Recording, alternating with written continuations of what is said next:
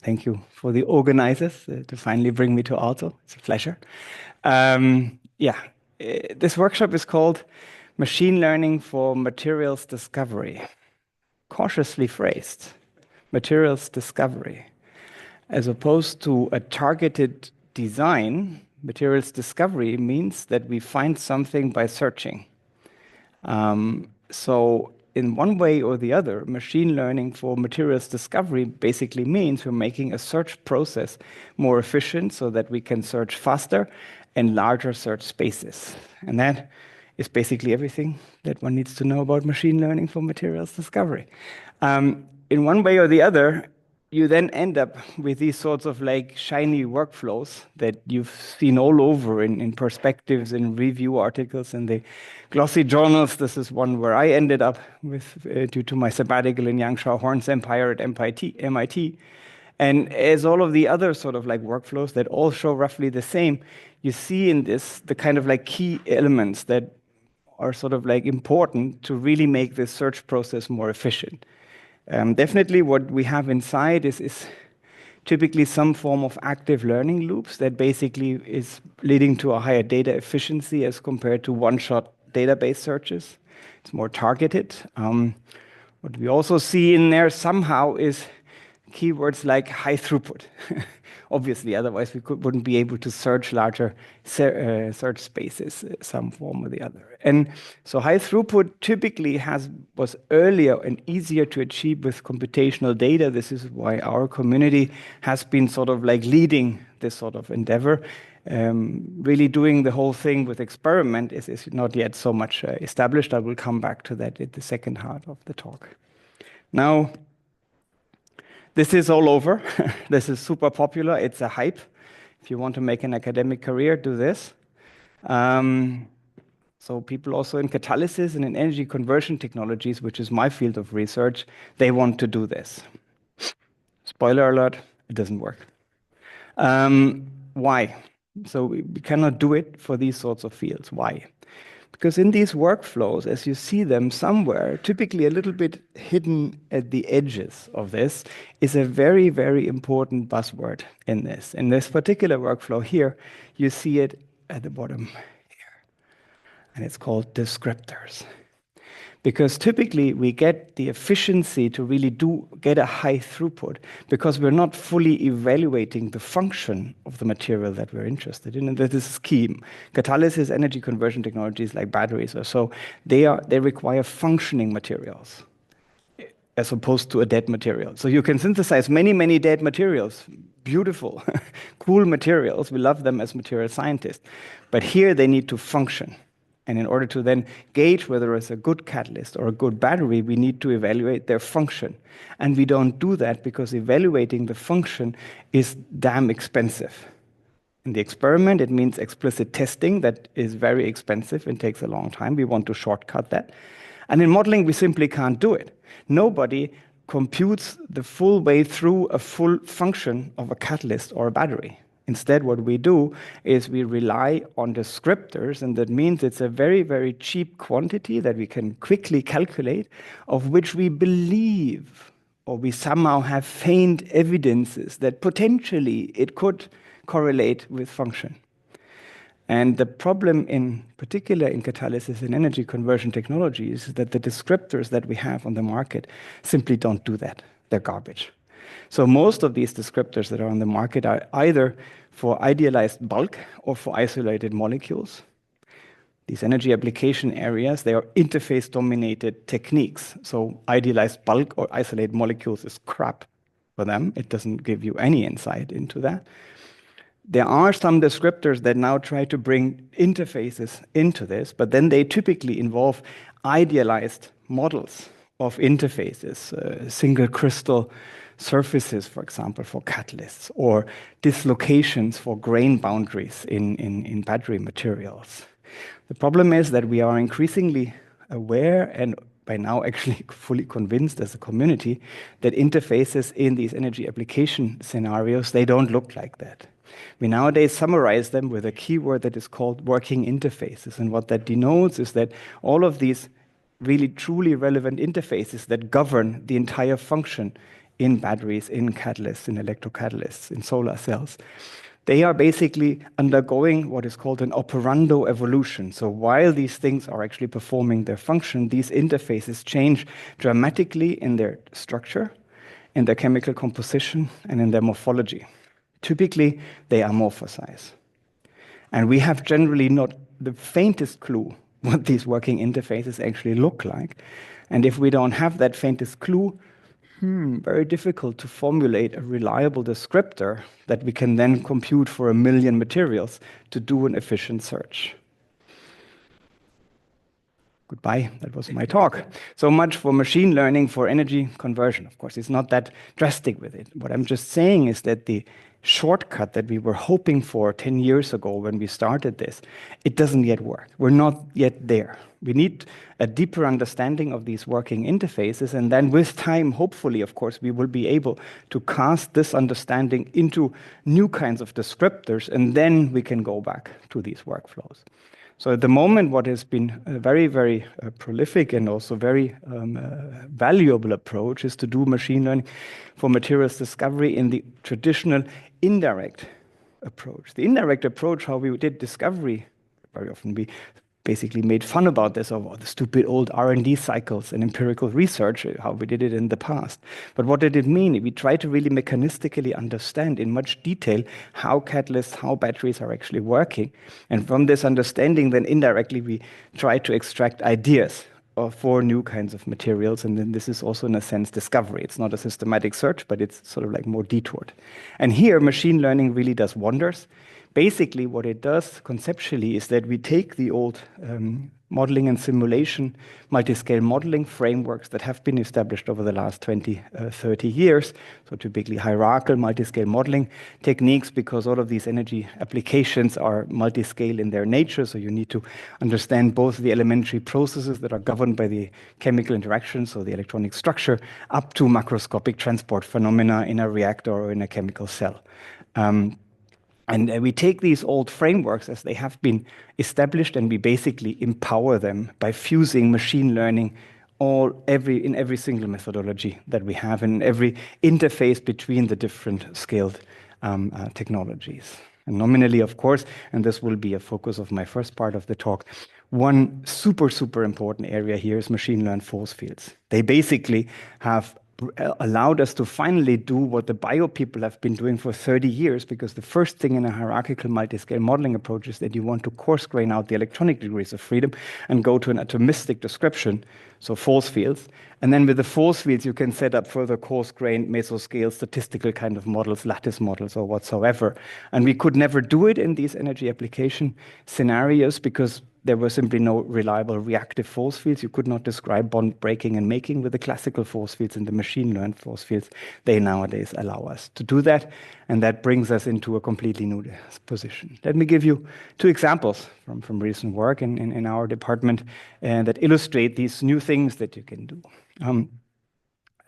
First one is for PEM electrolysis, so electrolysis generating hydrogen in the acidic. Basically, it's one of the workhorses at the moment. You have the alkaline, but that's way too energy. It has too low of an energy density. So if we really want to get a large-scale hydrogen production, we probably have to go via the PEM route and the acid route. And because these are very, very harsh operation conditions, there are very few materials that actually survive in this for at least a couple of minutes. And so the two primary candidates that we currently have are both rutile, so iridium oxide or ruthenium dioxide. But first of all, we don't like them because ruthenium and iridium is shit expensive, so we don't want to have that, and we want to find cheaper things, or at least we want to stabilize them. So we want to understand why they degrade and dissolute. And if you want to do it in the classical way, one of the cheapest approaches to somehow get an operating environment into your game is to do ab initio thermodynamics. Basically, it's a grand canonical technique that evaluates the stability of your surfaces in equilibrium with an operating environment. And if you do that and you calculate for different sort of like possible model terminations of these rutiles, sort of like their stability as a function of the applied potential, and electrolysis would start here, so the OER would start here. You see basically two things. First of all, your surface free energies eventually become negative. That is cool, because it means that computationally we reproduce what the experiment told us 20 years before. A negative surface free energy means that your material can gain energy by forming new surfaces. aka bulk thermodynamics telling you this material is unstable. So good, we reproduce that. If you do it for the different facets, you also see that particularly the surface free energies of the 111 facets become very, very small, very quickly, much faster than the other facets, which if you do a Wolf construction tells you that already the equilibrium shape of your nanocrystals in your electrolyzer change under applied potential. And so the much studied 110 surface, for example, is not even present anymore close to operating conditions. Don't do UHV surface science, do operando. But of course, that doesn't tell you anything more of how the material then really decomposes into this. And of course, what one could do, or what one would hope or love to do, is set up a nanoparticle with this kind of shape. You terminate it in the way oops, this is time delayed. Ab initio thermodynamics predicts it. Well, you fill your cell with water and you do ab initio molecular dynamics, and then it will show me whatever this thing actually degrades into. First thing is, of course, I don't see anything because of all the water molecules, so let me take them away for you again. And you see actually some things are happening and first reactions are taking place, or first dissolution processes are starting. But this is a hilariously expensive trajectory. We did it for some other purpose. Not even at Max Planck, we burned CPU time for such a stupid movie. And at 800 picosecond, you're not seeing any relevant dissolution. We would have to go to seconds or minutes to really see the relevant kind of stuff. So this direct road with ab initio calculations doesn't simply work. And you will already know the answer that I'm telling you. Well, it's the empowerment by machine-learned force fields that you have, and I'm not going to dwell any time on this because I trust that you all know this by now. This has been the monster story of the last 3-4 years to establish this technology. Either nowadays the most modern is probably by foundational models and then fine-tuning them in a few active learning loops. And so what can we do here? So before in ab initio thermodynamics, you were using just a hand-selected set of structures, a few structures that you can compute directly with DFT. Now, because the calculations don't cost much anymore, you can do it much more systematically. So you can basically change your terminations at the surface much more systematically. You can remove gradually hydrogens, you can remove oxygens, you can introduce vacancies, iridium vacancies in here, and all the combinatorial possibilities in here. And if you do this for all the 5 low-index facets of RuTel, in the end, you end up with 595 stoichiometries that you can separately do, and for each one of them, you can then really run monster global optimization runs like parallel tempering, for example. They're all the same. You could be minima hopping or whatever is your favorite global optimizer. And then, of course, you have a much more systematic sampling. We're getting to the search thing. In this, now we're searching in the potential energy surface for your different kinds of structures. And what you get out of this is the same kind of plot as before, but not with 5 or 10 lines in there, but with sort of like many lines and much more reliable structures. And just to translate this, because very often what you hear is, oh yeah, machine-learned force fields 3-4 orders of magnitude faster than a typical semi-local DFT calculation. We did the fun for this project to actually calculate it through. So the actual machine-learned force fields calculations, let aside a few weeks of fine-tuning the foundational model, blah, blah, blah, they took several months. If we had done exactly the same calculations directly on DFT level, this one plot would have taken 270 years on exactly the same high-performance computing machinery that we used. And trust me, at Max Planck, we have big computers. So this is simply translating to what a real person can understand, what these machine-learned force fields nowadays allow us to do. 3-4 orders of magnitude is easily said. Translate months to almost 300 years. That is much more meaningful for us as humans. And what is fun about it, I'm cutting the chemistry short because this is a machine learning workshop and you're also interested in the chemistry. So the 110 facet that most people look at, this would be a standard top view on the surface for the nominal bulk truncated.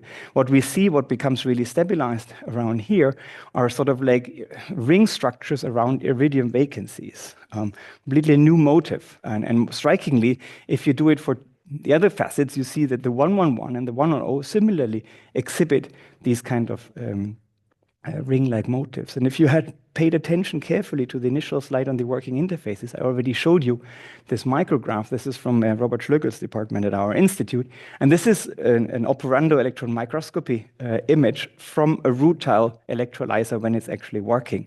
And obviously, this has nothing to do with RuTel anymore. But what they already quite some time ago identified was exactly these sort of like ring-like structures in here. And at those days, I mean, Robert Schlögl, as most chemists, is very, very creative. So they immediately fantasized about a possible hollandite that could form, which they then did as the interpretation of this. So they were suspecting that the rutile would actually change into some form of like a clathrate structure.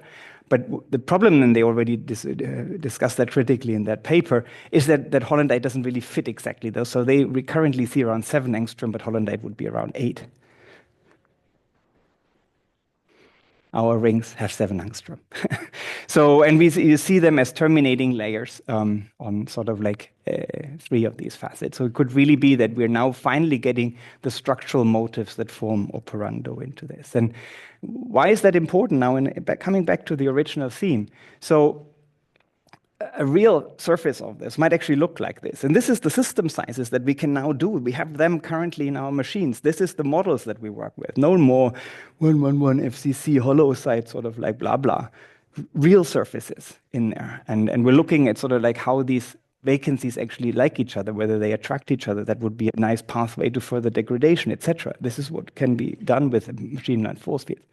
But it's also important coming back to this indirect getting descriptors idea, because what you realize with these vacancy motifs is that there is a layered form of iridium oxide. It's only stable as a 2D material, mostly discussed in the 2D microelectronics kind of context.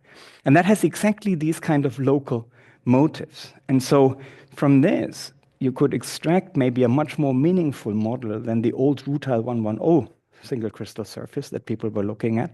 And then we could maybe try to come up with computing stuff in here to get cheap descriptors, more reliable descriptors that then would really enable this search that we're out for. But we can do it because we have a deeper mechanistic understanding of what these surfaces actually do.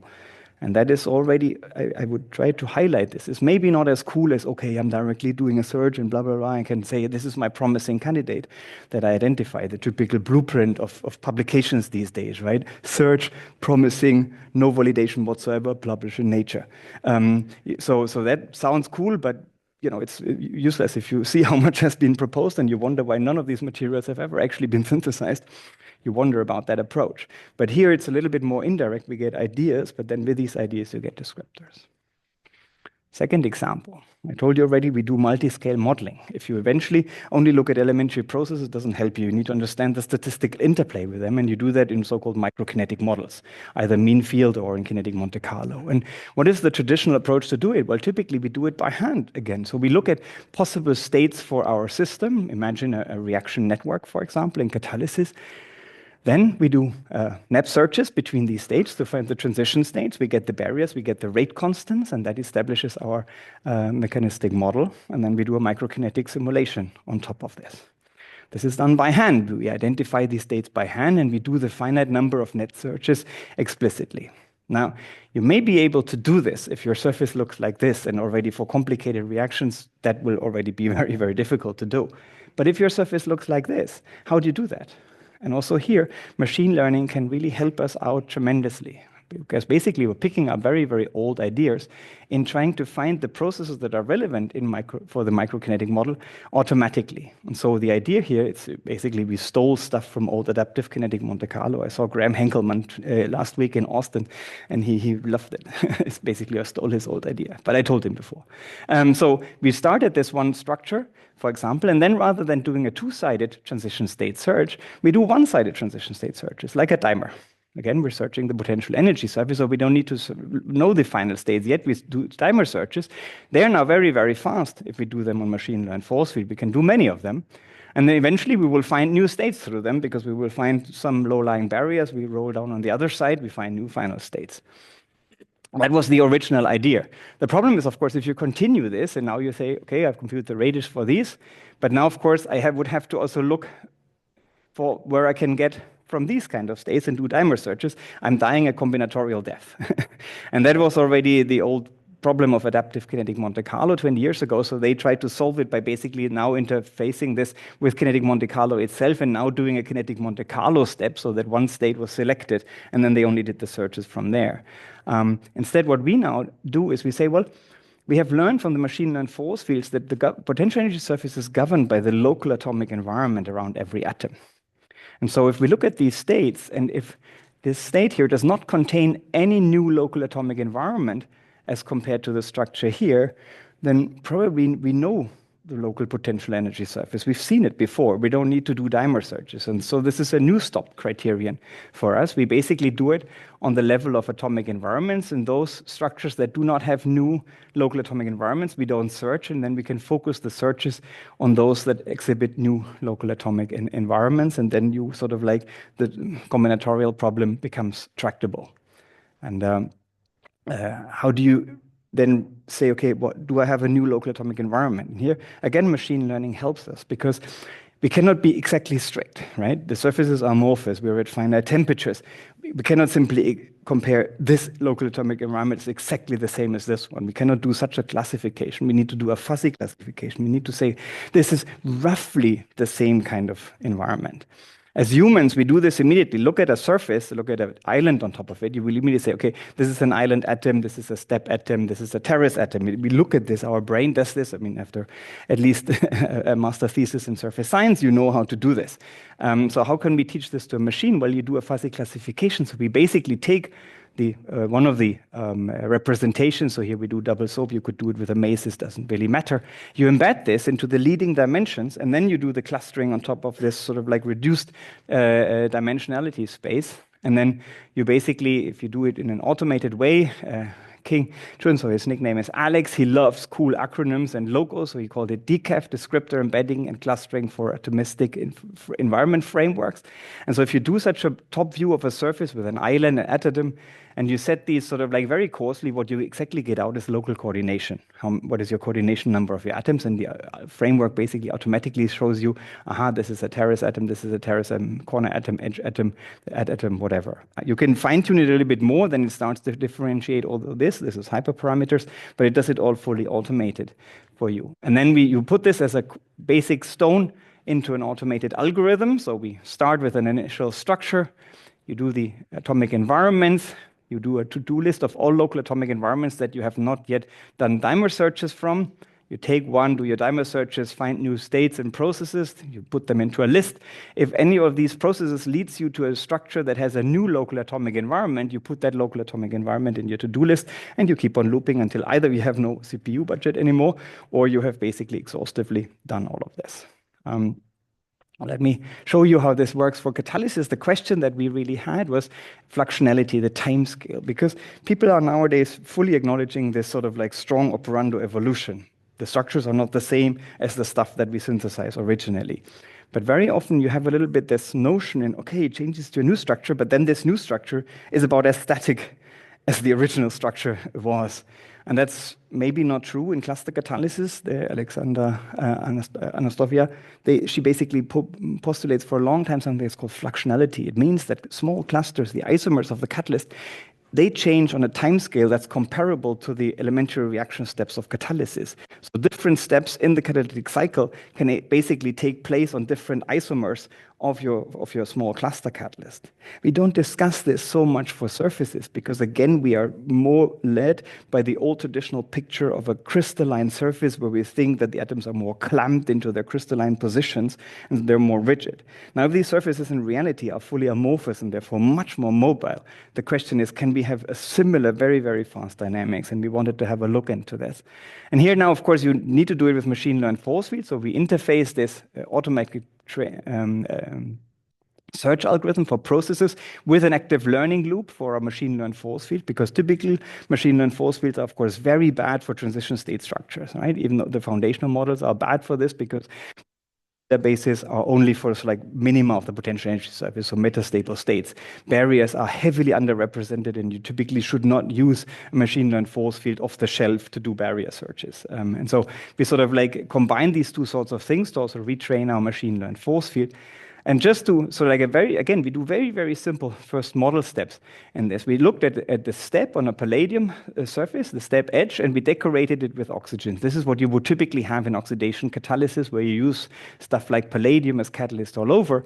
And sort of like the oxide formation that would be a typical operando evolution of these catalysts starts, of course, with oxidizing the step edges in here. And we put a finite number of sort of like oxygen atoms in here, and we look for processes. And we put from 1 up to 6 oxygen atoms in there, and we let this ape stuff run until it finds no processes.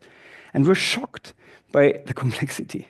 This framework finds us 3,000 inequivalent processes for something as baby as this, a step edge with a finite number of oxygen atoms in here. Mind you, typical microkinetic models, think of the Noskov stuff or so, and that we currently do, have about 10 processes, a dozen processes inside. And that's an entire reaction network. Here we don't even have the chemistry on top. It's just what possibly the surface can do. And it's already 3,000 processes. There are not even microkinetic solvers out there that can deal with that many processes at the moment. We're working on that now too. And then what is more important is if you look at the barriers of all of these processes, if there was a separation in time scale of sort of like this, the catalysis and the structuring of your surface, all of these barriers should be relatively high. We put in here roughly a number of 1 electron volt because that is typically the barriers for the rate limiting steps in oxidation reactions at these catalysts. So if we had only found barriers that were much higher than 1 electron volt, sure, our surface would have restructured, but on much, much slower timescales as compared to the actual catalysis. Bummer. Not really. Many barriers all over. So most of these processes here, the restructuring progress, they are much faster than the catalytic chemistry on top of this. And it's also not just one atom that moves. You see here, these are collective moves with up to 9 or 8 atoms that have very, very small barriers. We computed the prefactors. They don't cost anything with machine learned force fields because you have an analytic Hessian. These are rate constants that are fully comparable. And also the kind of units that are moving are not simply just palladium. It's palladium oxide units or so. This thing is moving all over. And so just because we don't do microkinetic models yet, because we have no solver to deal with all these processes, let's just look at a couple of pathways. Be very quick here. This is a pathway with very, very few steps. You can get a microfaceting of your step edge. You go from a 100 to a 111 edge.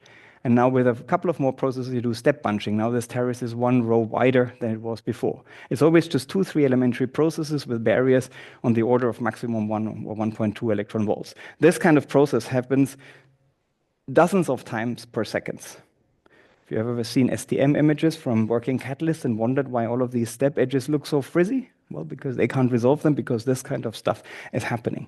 If you do higher oxygen loadings in there, again, with a very few number of steps, I was too quick. Let's see whether I can recover myself here. No, let's try again last time. There we go. Few steps through processes, and you completely amorphize this sort of like step edge in here. And these barriers are now less than electron volts. This happens 1,000 times per second, these sorts of things. Again, very few elementary processes. And unfortunately here I can give you a positive message. We don't have yet sort of like an understanding how we could cast this maybe into a descriptor that helps us understand working catalysts here. But it is basically, we would never have been able to do this with direct first principles calculations. No way. And that is already, for me, 10 years ago, I was ready to leave the field. I thought we can't stop it. And that really is what machine learning has brought as a real value, that we can now do these sorts of things and get a deeper understanding. Okay, remainder of the talk, completely different topic, self-driving laboratories. This is another way of how you can really now do, what is the title? Machine learning for materials discovery. I told you before that this doesn't really work because we don't have descriptors. Of course, it doesn't mean that we cannot do it with experiments. And if you're then in sort of like this understanding that you have to do this in active learning loops and with experimental data, you're naturally, even as a first principles theoretician like me, brought into this emerging field of self-driving laboratories or material acceleration platforms. What does it mean? Well, the idea is exactly such active learning loops where now an AI instant does the experiment planning, because the experiments will be expensive. And so we have to be very, very careful what sort of like catalysts we actually evaluate or what batteries we evaluate. And this is then done by an AI search algorithm. And so how in a minimalistic way, how would it work? Well, your algorithm basically says, synthesize me this and this and this catalyst. You synthesize this, you put it into a reactor, and you maybe do some additional characterization. You get loads of raw data. Now in experiment, here's the bummer that we don't have if we do computed data, because now you have to bring that raw data somehow back to something where your computers can read it and understand it. That is easier said than done, particularly if you're fighting with old vendor software that is using very strange data formats and doesn't allow you to change anything. And if you change anything, you lose warranty, and then your experimental partners freak out. And so this is a little bit problematic. It's called closing the loop problem in SDLs. And then you have to featureize your data, because your AI, of course, only understands ones and zeros eventually.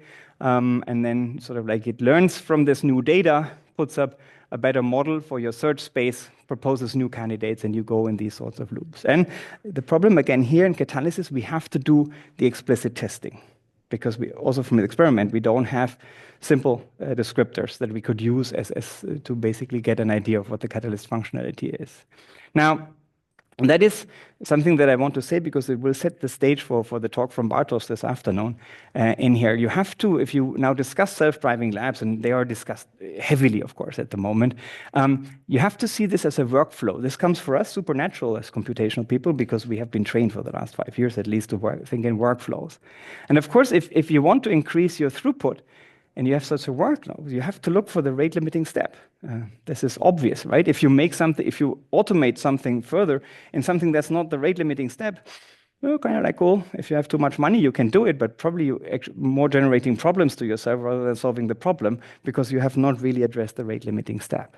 And in catalysis, for example, the bottleneck is always the testing. Because it is not enough to do 10 minutes on stream and then publish your Nature paper. If you want to sort of like convince industry, and I'm only interested in what industry does, I don't need read Nature, you have to put that stuff at least for 3-4 days into a reactor, or you have to cycle your battery 1,000 times. Otherwise, it's not real value. So that costs an enormous amount of time. So the bottleneck in our field is always in the testing.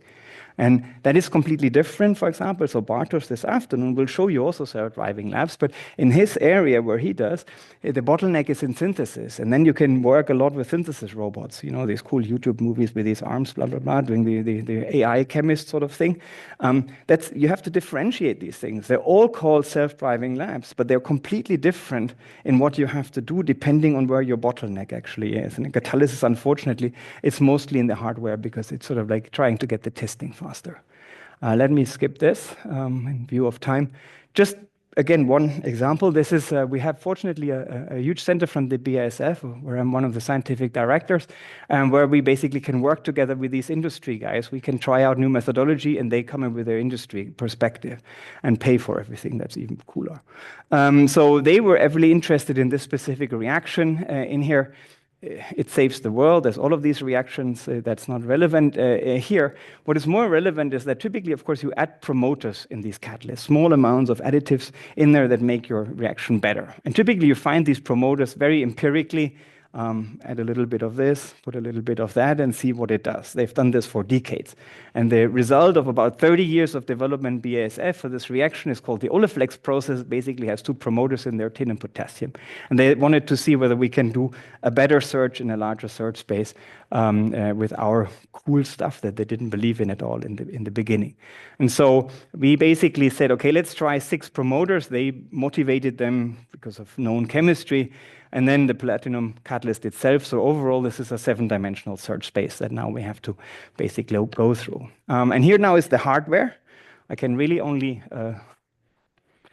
this is 1.5 years of work of these very, very ingenious young experimental friends from the Baskat Center. They came up with this automated synthesis stuff here, not because of throughput, more because of reproducibility. You just cannot have the human inside. We just make too many errors. You have to get us out. And then they basically tested and completely gauged this 8-fold reactor. So we could, at the end of the day, the throughput was, our algorithms on Monday morning told them, we want these 8 new catalysts. Friday afternoon, we got the full testing results. These things had been synthesized, put in the reactor, have been put in the reactor for 3 days.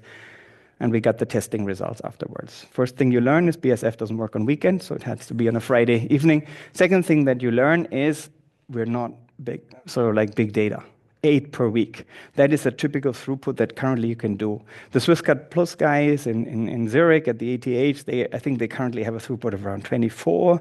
They're a little bit ahead of us. We're now also doing 16-fold. That's roughly where we are in the field.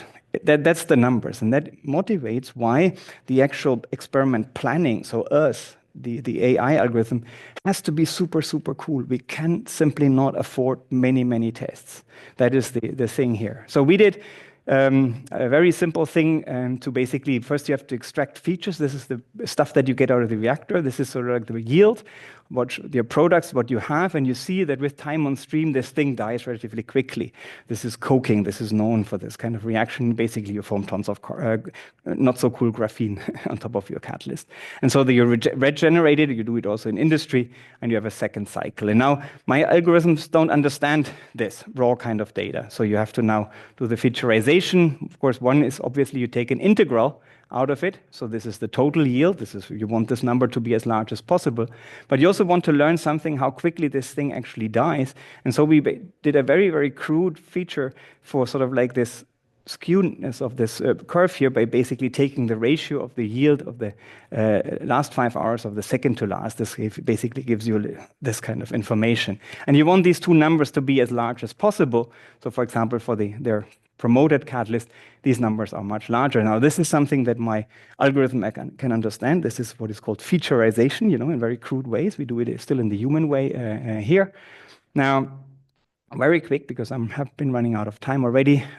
We do design of experiment. In the meanwhile, I made my peace with Patrick. I do like Bayesian optimization too, but it's not as data efficient as design of experiment. So we basically are as crude as putting planes into our research space because we simply can't afford any data points, and we only roughly want to know where we are. So we did a linear Scheffe design of experiment, sort of like very, very traditional stuff in this thing. It was 7 weeks of experiments, and what you then see here is you get a Pareto front. Things that are super active, they die very quickly. Stuff that's not active lives long. Bummer. Here's my commercial one. I'm not getting anywhere. And this is where the human in the loop, that's a buzzword. And here it's very important. My AI, yesterday I heard this and I have to comment on it because your guy from Bayesian optimization said, oh, the human bias. We don't have to have the human inside. Well, let me counteract this with AI stupidity. An AI algorithm, a search algorithm would have. This is still very, very crude, this model. This is the original data points, and the blue one is what the model actually predicts. This is super crude. But the AI would have continued in loops and loops and loops, because what it is supposed to do is trying to optimize something. You have to see that whatever you do optimizing, you will not shift that Pareto front up here.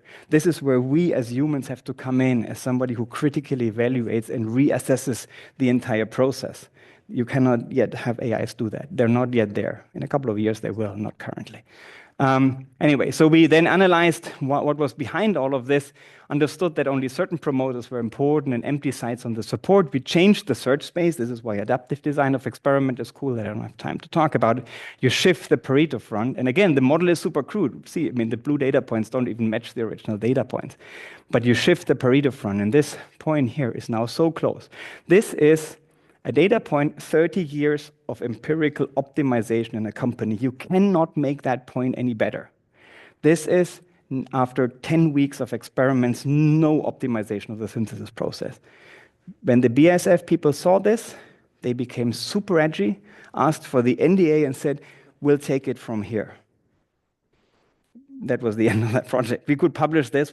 Now they're super happy because they will optimize this point way beyond this. And overall, it took us 3 months against, again, 30 decades. And this is the power of machine learning for materials discovery in reality, that you really can sort of like come up with very, very few experiments with this. Let me skip this. You can ask this if you want to. This is the latest stuff where now our AIs really do also the experiments in themselves. Most important is, these are the people that did the work. I highlighted the individual postdocs and PhD students on the slides. These are the group leaders that run this in my department. They are the people that should get all of the credit. I'm only traveling the world and looking at nice places like Aalto and here, thanks to you. And with that, I end here. You can read much of this in this latest sort of like review over it. direct searching with computational data doesn't yet work. We don't have the descriptors, but we can empower traditional multiscale modeling dramatically with experimental data. We can contribute to self-driving labs, and that might be the short gateway to really do machine learning for materials discovery. Thank you.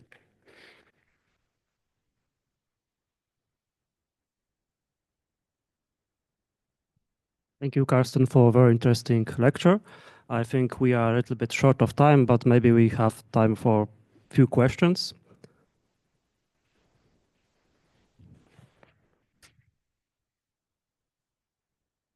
Thank you very much for the informative talk. So to the Pareto fronts, if you go back, so what is the reason why you saw the model predictions didn't align with the data there? So if you do, I mean, design of experiment is a very wide cover word for many, many different things. So what we did here was the crudest, it's so-called, it's a linear model. Basically, what we're doing is we fit planes in the 7-dimensional space. And the data just don't fit on a plane. So we're finding the plane that sort of like makes the best interpolation to this. So like, there's a little bit more to tell between Bayesian optimization. So of course, Bayesian optimization will be able to yield you the true form of your hypersurface much better. But for this, of course, it needs also much more data inside. And so the question is a little bit, in the end, the math underlying both algorithms is exactly the same. It's different ramifications. The philosophy behind design of experiment is typically start with the crudest polynomial form that you can have to serve a little bit already in your search space and find interesting areas, and then you can refine from there. Whereas in Bayesian optimization, you basically start blind and you directly want to fit the entire function. You can make your search process, the Bayesian optimization, emphasize a bit more the low energy region, then you end up with BOSS, the local stuff here, but it's still in overall. So this is a 7-dimensional space. In the end, we needed 96 points to come up with the results that we have. You just can't do that with Bayesian optimization. It's the mere scarcity of data points that forced us to do something as simple as this.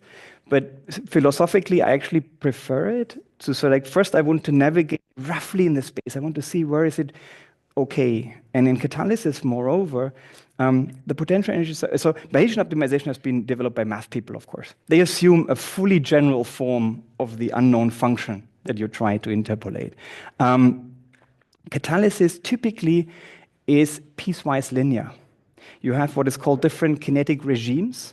So there, if you change sort of like, if you plot your axis in the right way, you take a log, for example, or so, you will get into something that is known, okay, I get a first order dependence on pressure or something like this, or an Arrhenius dependence on pressure. So you're piecewise linear. But then if you exceed a critical concentration or so, for example, you get a phase transition, and then you get a kink. So the surfaces that we're looking at are not complicated, blah, blah, blah, like you typically draw this potential energy surface plot with zillions of local minima and stuff. That's not what we have. We have typically relatively stupid landscapes that on wide areas are simply plains, but then unfortunately in between, relatively drastic changes. I'm not, design of experiment is not really cool for it because it fits a plane all over. Bayesian optimization is not good for it because it puts loads of data points into uninteresting linear regions. So we need to come up with a new method that combines these two things to really search these spaces efficiently. Okay, thank you very much. I think we've too long answer. Round out of time, but let's thank our speaker again.